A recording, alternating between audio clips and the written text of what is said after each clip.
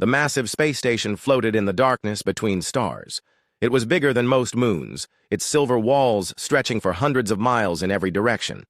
This was the Galactic Concord, home to the greatest achievement in the history of the galaxy.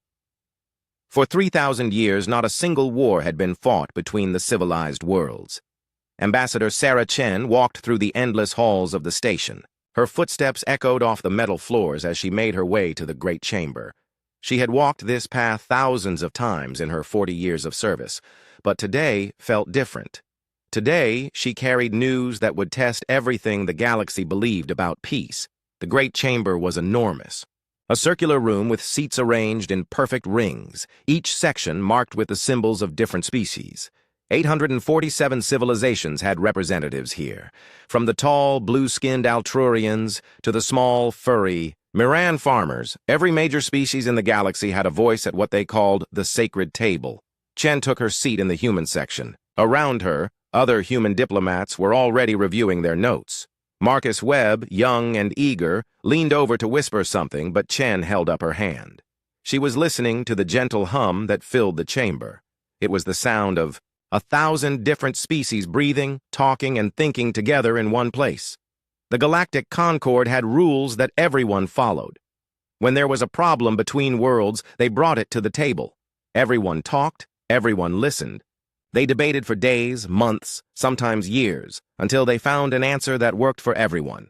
It was slow, but it worked. No one had fired a weapon in anger between worlds for longer than most species could remember. Humans had joined the Concord only 200 years ago. They were the newest members, and many older species had been skeptical at first. Humanity had a reputation.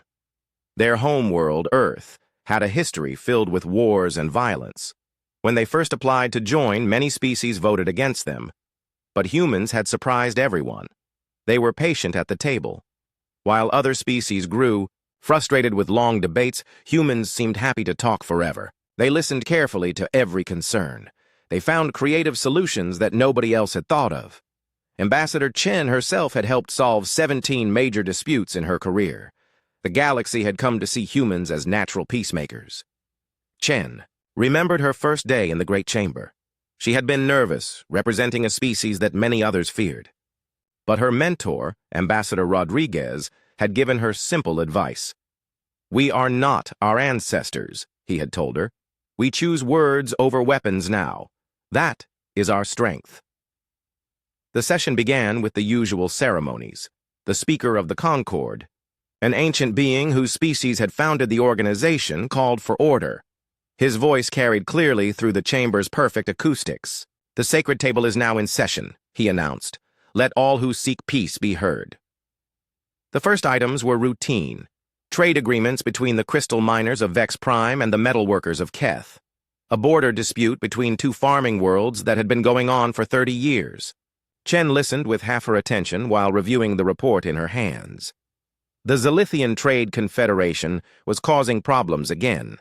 The Zithians were a group of merchant species who controlled much of the galaxy's trade routes. They were wealthy, powerful, and very good at finding loopholes in agreements. Recently, they had been pushing the boundaries of what was acceptable. The report detailed several incidents. On Miran agricultural worlds, Zithian companies had signed development contracts that seemed fair on paper. But when the actual work began, they stripped away topsoil, leaving the land useless for farming. When the Miran complained, the Zithians pointed to fine print that technically allowed their actions. On Vex Prime, sacred caves that had been used for religious ceremonies for thousands of years were being mined for rare crystals. The Zithian contracts claimed they were only doing surface surveys, but the reality was very different. Ancient sites were being destroyed for profit. Chen had brought these issues to the table before. Each time, the Zithians sent their best lawyers and diplomats. They spoke for hours about trade law and economic necessity.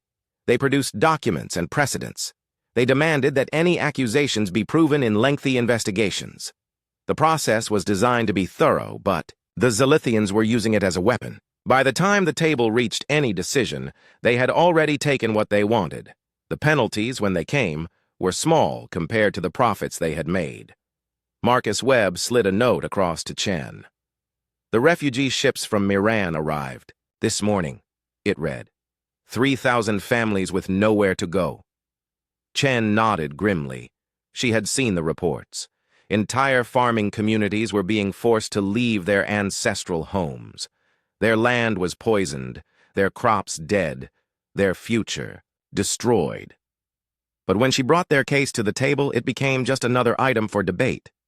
The morning session dragged on. Chen watched as representatives spoke about trade regulations and environmental impact studies. Every word was carefully chosen, every argument perfectly legal. Meanwhile, somewhere in space, families who had lost everything were living in cramped, refugee ships, hoping someone would help them. During the lunch break, Chen met with the Miran representative. His name was Tillmore, and he was one of the few members of his species who could speak standard Galactic without a translator. His people were farmers and artists, known throughout the galaxy for their peaceful nature and beautiful gardens. Ambassador Chen, Tillmore said quietly, my people are dying. Not from war or disease, but from despair.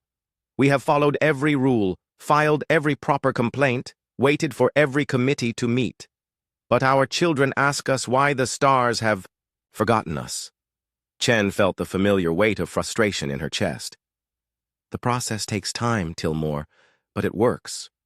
We just have to be patient. Patient, Tillmore repeated sadly. Yes, humans are very good at patience, but patience fed to hungry children tastes like ash. That afternoon, Consortium Prime Vextar spoke to the table. He was the chief representative of the Zithian trade Confederation, a tall being with silver skin and eyes like black pearls. His voice was smooth and reasonable as he addressed the chamber. The Confederation regrets any misunderstandings about our development projects, he said. We follow all applicable laws and regulations. If some species are unhappy with the results, perhaps they should have read their contracts more carefully before signing. There was a murmur from the chamber, but no one could argue with his logic. The contracts were legal. The Zithians had followed the letter of the law, even if they had violated its spirit. Chen stood to respond. She spoke about the families who had lost their homes, about sacred places being destroyed for profit, about the growing stream of refugees who had nowhere to go. Her words were passionate but controlled, following all the proper forms and procedures. Vextar listened with apparent attention, then replied with more legal arguments and procedural delays. He called for environmental impact studies that would take years to complete. He questioned the standing of species to complain about contracts their own governments had signed. The debate continued for hours. Other representatives joined in, some supporting the refugees, others defending free trade. The sun that powered the station's generators set and rose again while they talked. And still, no decision was reached. As the session ended, Chen gathered her papers with tired hands. Around her, other diplomats were doing the same. Tomorrow they would meet again, and the day after that, and for weeks or months, until they reached some compromise that satisfied no one and helped few. Walking back to her quarters, Chen passed a viewing window that looked out into space. Somewhere out there, refugee ships drifted between the stars, waiting for help that moved at the speed of democracy. And somewhere else, Zithian mining ships were probably already approaching their next target, confident that any consequences would come too late to matter. She had dedicated her life to the table, believing that words were stronger than weapons. But tonight, for the first time in 40 years, Sarah Chen wondered if her faith had been misplaced. 3 months had passed since the first debates about the Zithian problem. In that time, the situation had gotten much worse. Ambassador Chen sat in her office reading reports that made her stomach turn.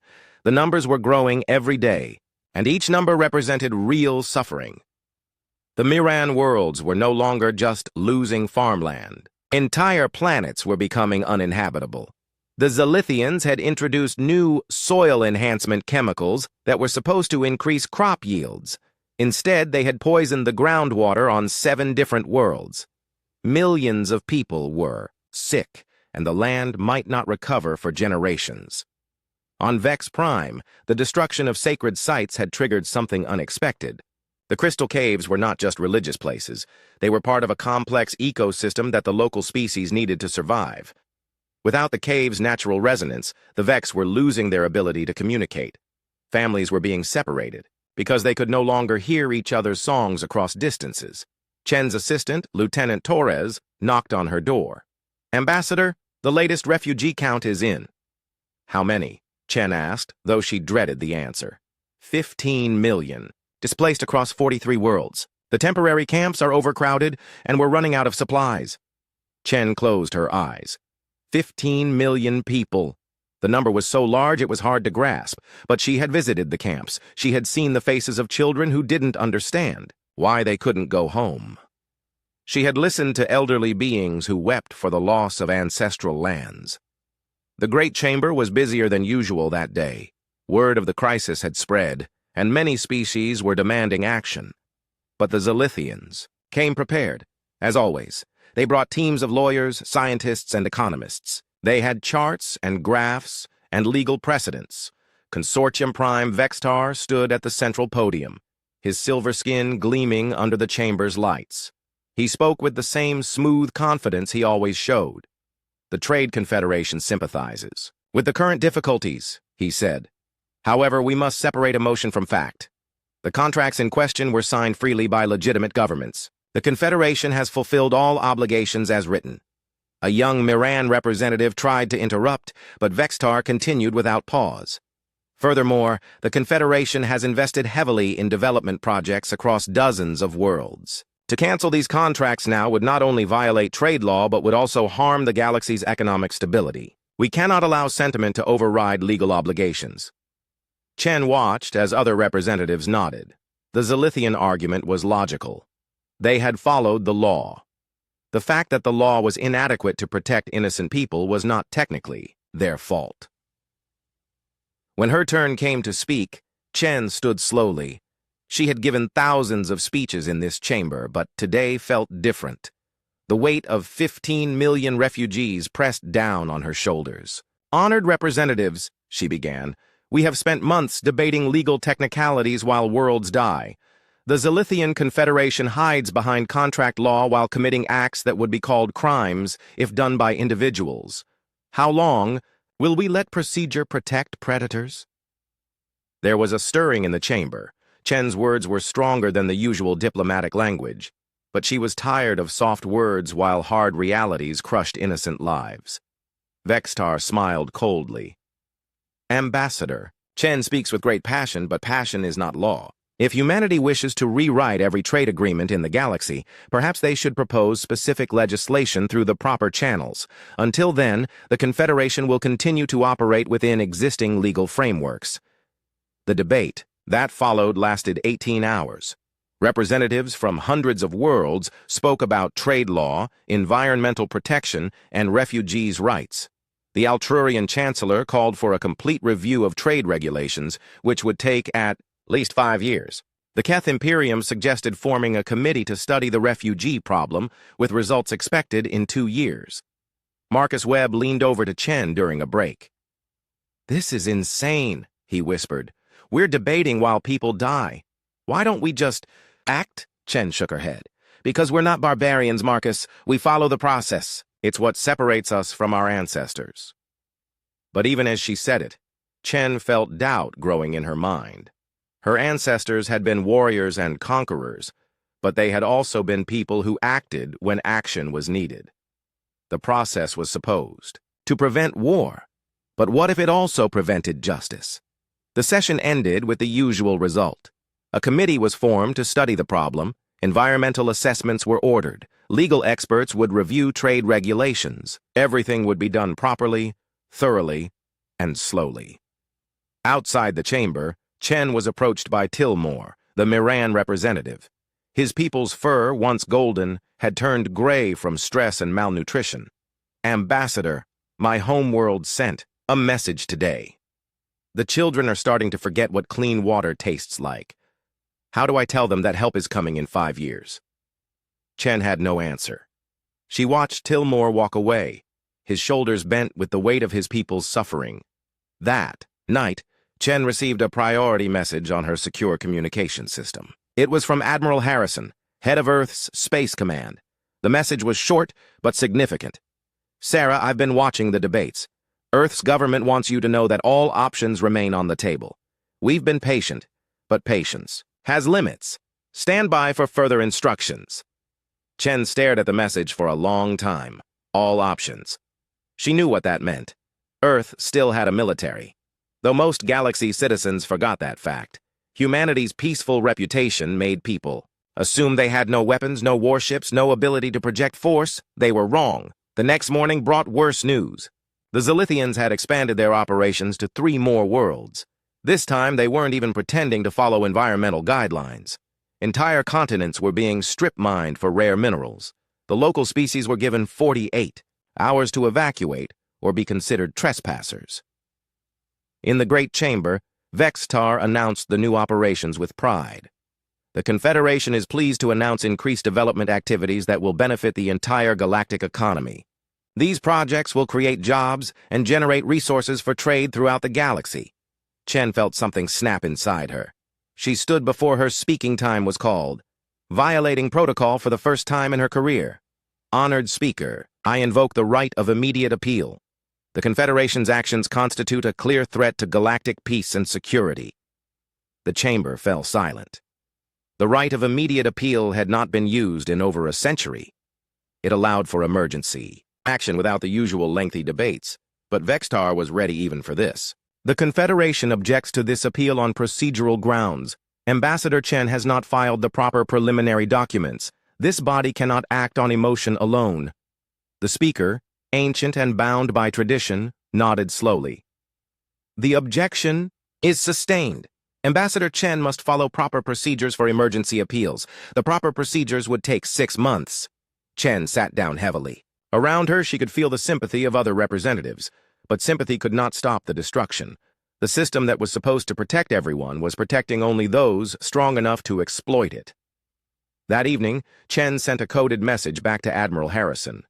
It contained only 2 words: consider alternatives. She knew she was crossing a line. For 200 years, humanity had proven they could be trusted with power because they chose not to use it. But trust was a 2-way contract, and the galaxy was breaking its side of the agreement. Walking back to her quarters, Chen passed the memorial wall where the names of every species that had joined the Concord were carved in stone. Humanity's name was near the bottom, still shiny and new compared to the weathered names above it. She wondered how long it would be before someone decided that name should be removed. Outside her window, the stars looked different tonight. Instead of symbols of peace and cooperation, they looked like distant suns shining down on worlds where justice moved too slowly to matter, where procedure protected predators and process buried the innocent.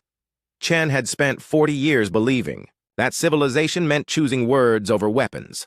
But as she watched refugee ships drift past the station like falling stars, she wondered if sometimes the most civilized choice was knowing when to pick up a sword. The thought scared her more than any enemy ever had. The emergency alert came at 3 in the morning, station time.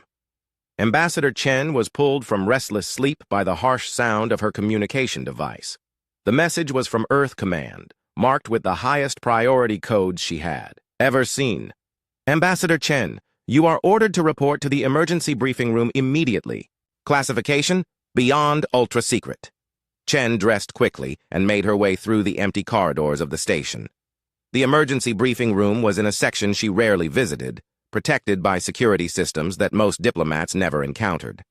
When she arrived, she found Admiral Harrison waiting for her on the secure video link. Sarah, Harrison said without preamble, we've received intelligence that changes everything.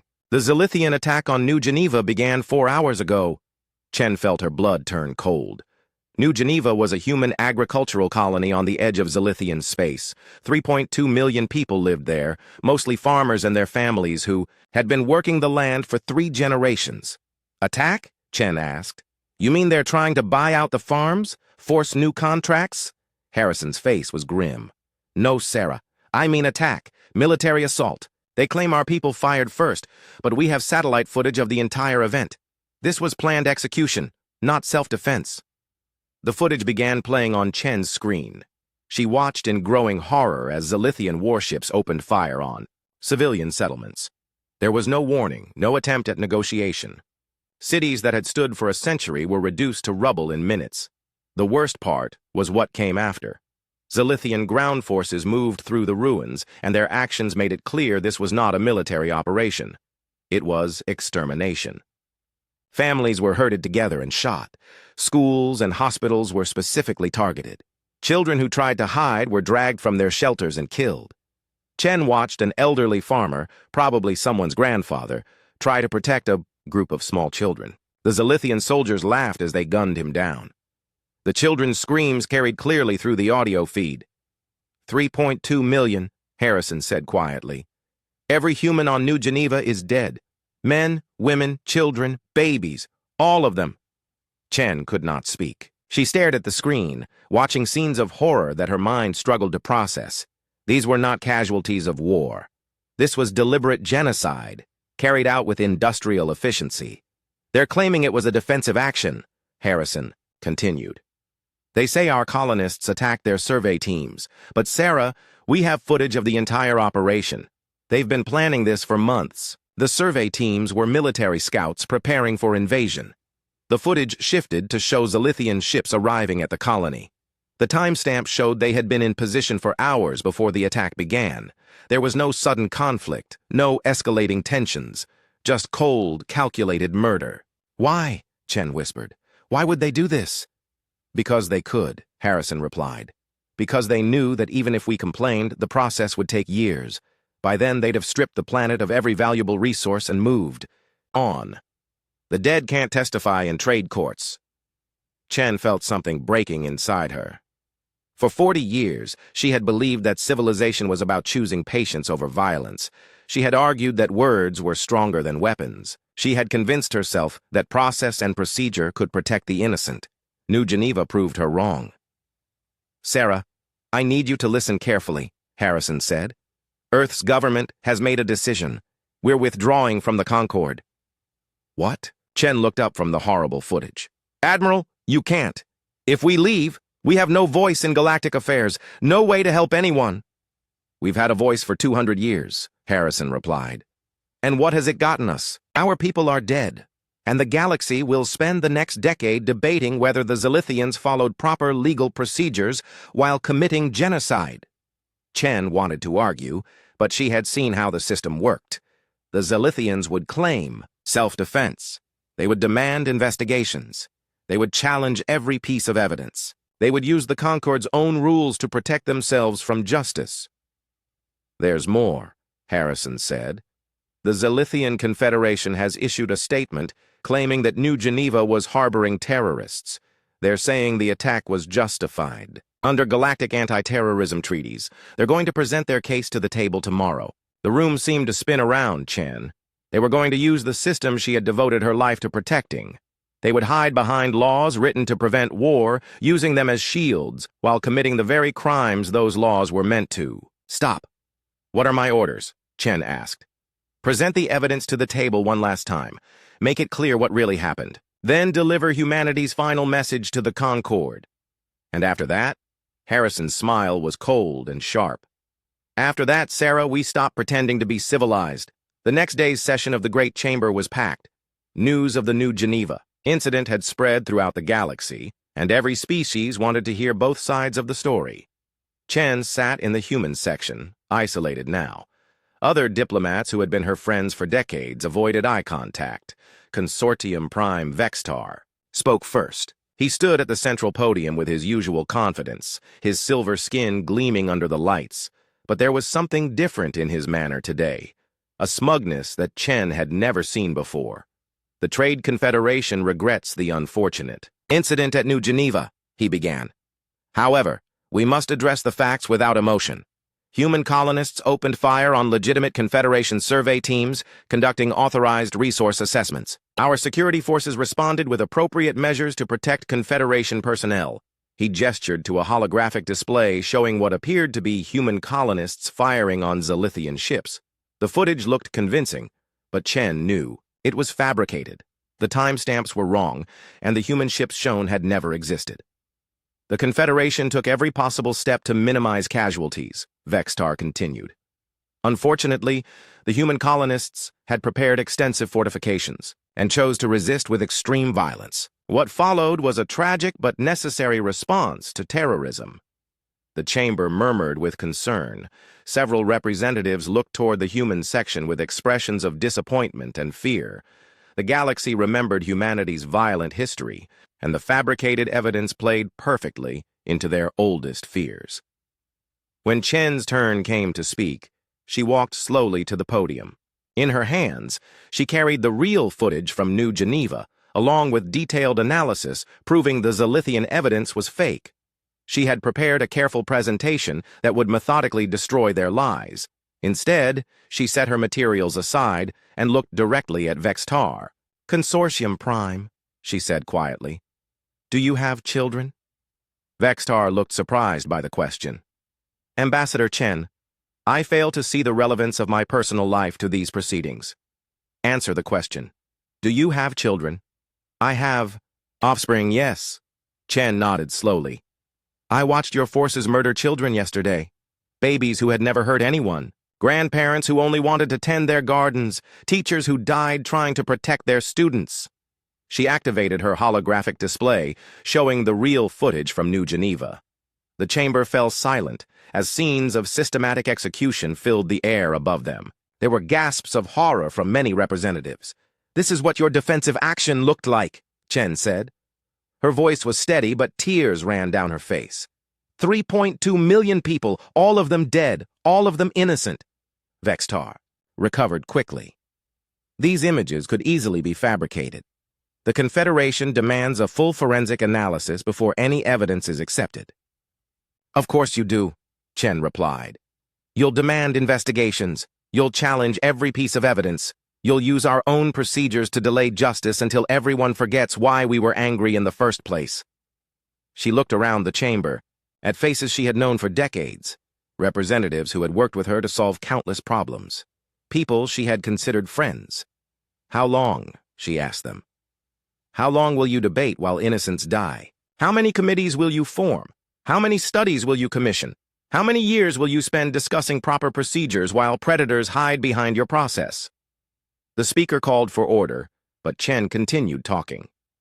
"For 40 years I believed in this place. I believed that words were stronger than weapons. I convinced myself that patience was a virtue, and that justice delayed was still justice.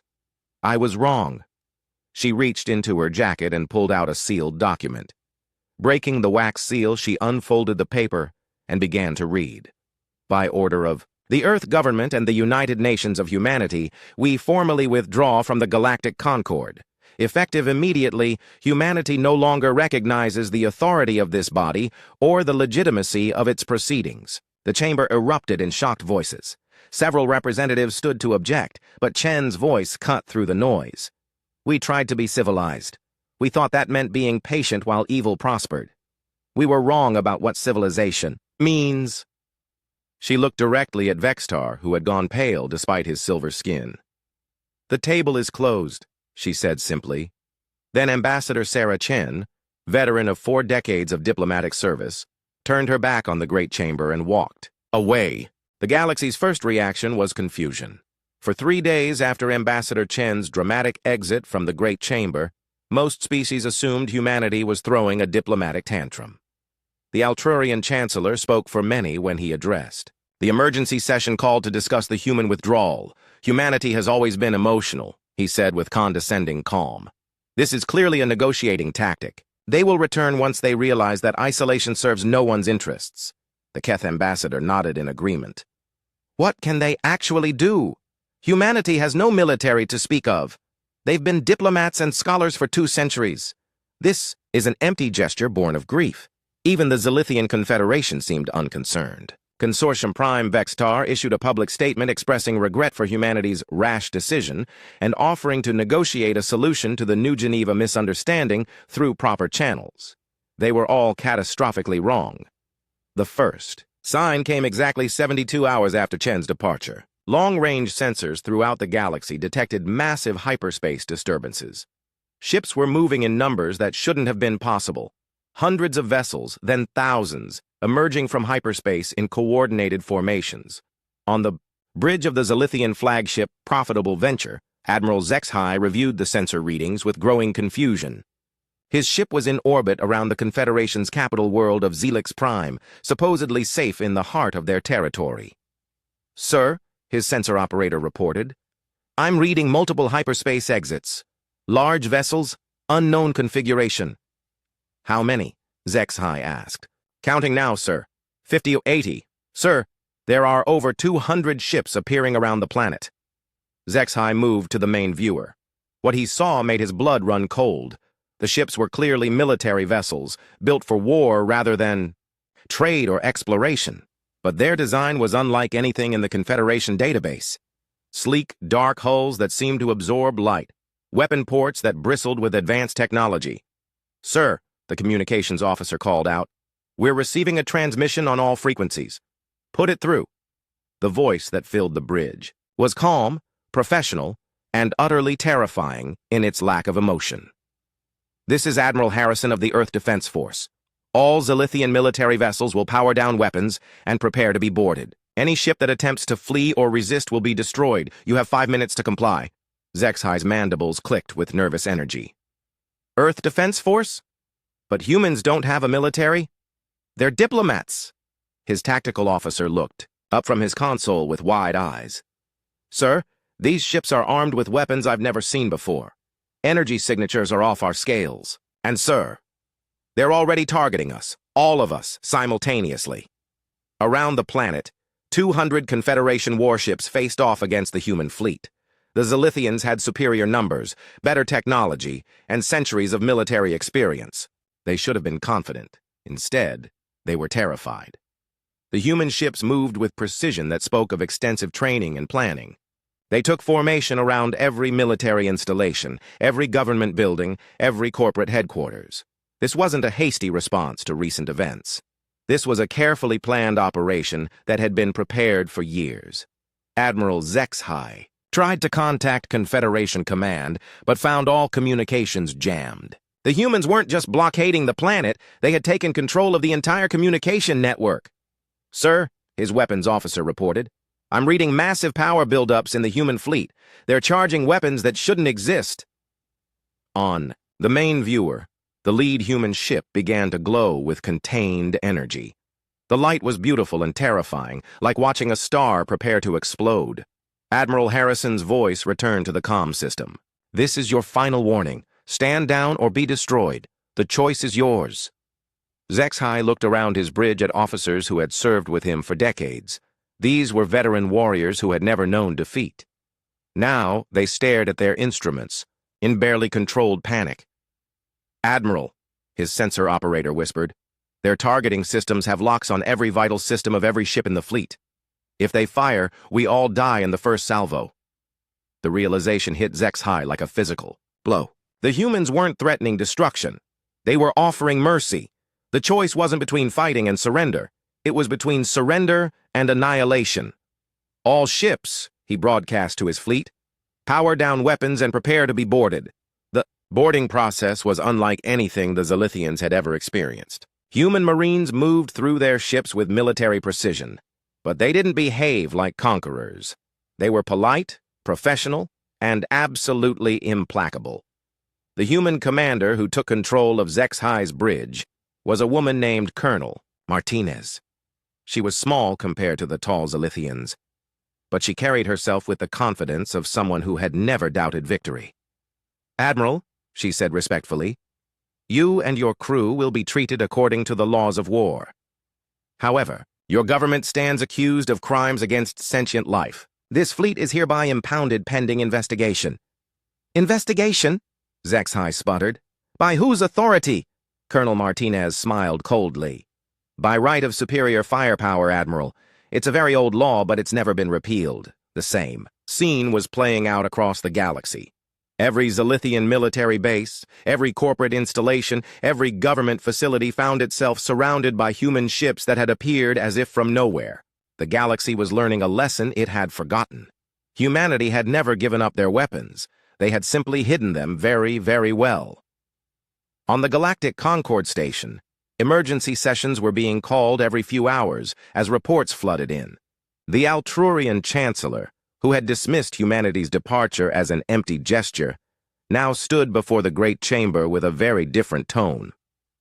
"Honored representatives," he said, his voice shaking, "we appear to have seriously misjudged the situation. Human military forces are currently occupying 17 star systems. Their technological capabilities exceed our most optimistic projections by several orders of magnitude." The speaker of the Concord, ancient and wise, asked the question everyone was thinking. Where did these ships come from? How did humanity build a military force of this size without our knowledge? The answer came from an unexpected source. Dr. Elena Vasquez, humanity's former cultural attaché, had remained on the station even after the diplomatic withdrawal. She stood in the gallery and asked permission to address the chamber. "Honored speaker, I can answer that question." The chamber fell silent as the small human woman walked to the podium that Ambassador Chen had abandoned days earlier. "For 200 years, Dr. Vasquez began, the galaxy has seen humanity as peaceful diplomats. You believed we had abandoned our military nature in favor of civilization. You were both right and wrong." She activated a holographic display showing the history of human expansion into space. "We did choose civilization over conquest, but we never forgot the price of peace. Every generation of humans has been taught that freedom is not free, that peace must be protected, and that sometimes the most civilized thing you can do is prepare for war while praying you never have to fight one." The display showed hidden shipyards and asteroid belts, military training facilities disguised as research stations, and weapons development programs that had been running for decades under the cover of civilian projects. Every exploration ship humanity launched carried military components. Every trade vessel was built to be converted to a warship if needed. Every human colony included military personnel among the farmers and teachers and artists. The chamber listened in stunned silence as Dr. Vasquez revealed the scope of humanity's deception. "You thought our exploration ships were harmless because they carried families and civilians. You didn't notice that those families included retired military officers, that those civilians had combat training, that those ships could be turned into warships within hours." The display shifted to show the true scope of human military preparation. Weapons factories hidden inside asteroid mining operations, training grounds disguised as agricultural research facilities, an entire military infrastructure that had grown in the shadows while humanity smiled and talked peace at the diplomatic table. "We hoped we would never need these preparations," Dr. Vasquez continued. "For 2 centuries, we believed that diplomacy could solve any problem. We wanted to prove that civilization was stronger than conquest." Her voice hardened as she gestured toward empty seats where the Zithian delegation had sat just days before. "But some beings mistake patience for weakness. They see mercy as an invitation to cruelty. They believe that those who choose peace are incapable of war." The holographic display now showed real-time footage from Zithian space. Human ships moved with deadly efficiency around Confederation worlds. There was no random destruction, no civilian casualties. Every target was military or governmental. Every action was precise and calculated. "We gave the Zithian Confederation every chance to follow civilized law," Dr. Vasquez said. "We filed complaints, presented evidence, followed every procedure. We begged you to act before things went too far." She looked around the chamber at representatives who had spent months debating while worlds burned. 6 months after the fall of the Zithian Confederation, the galaxy had settled into an uneasy new reality. Ambassador Sarah Chen stood on the observation deck of the former Concord station, now renamed Haven Station, watching supply ships deliver aid to refugee settlements on nearby worlds. The station itself had changed dramatically. Where once there had been endless meeting rooms for diplomatic debates, there were now coordination centers for humanitarian operations. The Great Chamber, once filled with representatives arguing over procedure, had been converted into a logistics hub for rebuilding efforts. Chen was no longer an ambassador. Her new title was Guardian Prime of the New Accords, a position that hadn't existed 6 months ago but had become necessary as the galaxy adapted to humanity's new approach to galactic affairs. "Ma'am," came a voice behind her. Chen turned to Sea Captain Rodriguez, her former aide who now served as military liaison between Earth forces and local populations. "The morning briefing is ready." Chen nodded and followed him to the command center. The screens that once displayed trade regulations and diplomatic protocols now showed real-time updates from dozens of worlds. Most of the news was good. The former, Zithian territories were recovering faster than anyone had expected. Without the Confederation's oppressive resource extraction, local ecosystems were beginning to heal. The Moran worlds were showing new plant growth for the first time in years. On Vex Prime, the surviving crystal caves were slowly regenerating their resonance patterns. Status report, Chen requested as she took her seat. Colonel Martinez, now promoted to oversee planetary reconstruction efforts, stood at the main display. All former Confederation worlds report stable governments. The trials of Confederation leadership concluded yesterday with guilty verdicts on all charges of genocide and crimes against sentient life. Chen nodded grimly. The trials had been swift, but fair, conducted by judges from multiple species with full transparency. The evidence of systematic atrocities had been overwhelming. Consortium Prime Vextar and his inner circle would spend the rest of their lives in prison. More importantly, Martinez continued, we've had 0 requests for intervention this month. The new system appears to be working. The new system was elegantly simple compared to the old Concord's complex procedures. Species that wished to join, the new accords agreed to basic principles. No genocide, no slavery, no systematic oppression of sentient beings. Violations were investigated quickly and, if proven, stopped immediately. There were no lengthy debates, no procedural delays, no committees to study the problem. Justice was swift, certain, and final. What about membership applications? Chen asked. 43 new species have applied this month, Rodriguez reported. The Keth Imperium formally requested admission yesterday. The Altrurian Republic is still debating, but their preliminary application suggests they'll join within the year. Chen was not surprised. The galaxy had learned that humanity's protection came with humanity's justice. For species that governed fairly and treated their people well, the new accords offered security and prosperity. For those that preferred the old ways of exploiting the weak, it offered an ultimatum: change or be changed. Any word from the old Concord? Chen asked. They're still meeting, Martinez replied with barely concealed amusement. Yesterday, they completed the first phase of their committee to study the committee that was formed to investigate the Commission on Refugee Policy. They expect preliminary results in 18 months.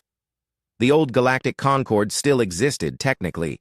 About 200 species remained committed to the traditional diplomatic process. They met in a smaller station and continued their endless debates about proper procedures and legal frameworks. But their influence had become irrelevant. The real decisions affecting galactic civilization were now made at Haven Station. Chen walked to the central display, which showed a map of known space. Blue markers indicated worlds under new Accord's protection. Green markers showed species that had requested membership. Red markers, once numerous in former Confederation space, had almost entirely disappeared. Ma'am, Captain Rodriguez said quietly, there's something else. We've received a message from Earth. Chen looked up, surprised. Earth Command rarely contacted Haven Station directly unless something significant was happening. It's from President Williams herself, Rodriguez continued. She wants to discuss the Terminus sector situation. Chen felt a familiar tightness in her stomach. The Terminus sector was home to the Ravak hegemony, a militaristic species that had been expanding aggressively into unclaimed space. Unlike the Zithians, who had hidden their crimes behind legal technicalities, the Ravak were openly brutal. They enslaved conquered populations, destroyed cultural sites, and treated other species as nothing more than resources to be harvested. For months, the Ravak had been testing humanity's resolve, pushing closer to new Accord space while watching for any sign of weakness. Refugee reports from their territory made the Zithian atrocities look restrained by comparison. Put her through, Chen ordered. President Williams appeared on the main screen, her expression serious but determined. Behind her, Chen could see the familiar symbols of Earth's government, reminders of the world that had chosen to become the galaxy's reluctant protector. Sarah, Williams began without preamble. We've been monitoring the Ravak situation. Their latest expansion has crossed the line. 3 inhabited worlds with a combined population of 800 million have been enslaved in the past month. We can't ignore this any longer. Chen nodded. She had been expecting this conversation for weeks. The Ravak hegemony represented everything the new Accord stood against, but they were also significantly more dangerous than the Zithians had been. They possessed advanced military technology and weren't afraid to use it. "What are you recommending?" Chen asked. "Full intervention," Williams replied firmly. "Admiral Harrison's fleet is already in position. We can begin operations within 24 hours if you give the authorization." Chen looked around the command center at faces she had come to trust over the past months. These were people who had proven that humanity could use power responsibly, that force applied with precision and moral purpose could protect the innocent rather than exploit them. "Ma'am," Colonel Martinez spoke up, "if I may. The Ravak have been watching our response to the Zithian situation. They're testing us, seeing if we'll act when the enemy is stronger than before. If we don't respond, others will see weakness." Chen understood the logic, but she also understood the weight of the decision. Once humanity acted against the Ravak, there would be no pretending they were anything other than the galaxy's dominant military power. The age of human restraint would be officially over. "Sarah," President Williams said softly, "I know this isn't what we wanted. For 2 centuries, we tried to prove that civilization meant choosing peace over power. But we've learned that sometimes peace can only be preserved by those willing to fight for it." Chen walked back to the observation window and looked out at the stars. Somewhere out there, 800 million beings were suffering under Ravak rule while their oppressors grew. Bolder with each passing day, the old Concord would form committees to study the situation. The new Accords had the power to end it. "Do we have support from member species?" Chen asked. "Unanimous," Rodriguez reported. "Every new Accords member has pledged assistance. The Miran are offering medical support. The reformed Vex governments are providing intelligence. Even some old Concord species have quietly requested permission to join the operation." Chen turned back to face President Williams. "Madam President, as Guardian Prime of the new Accords, I authorize immediate intervention in Ravak space.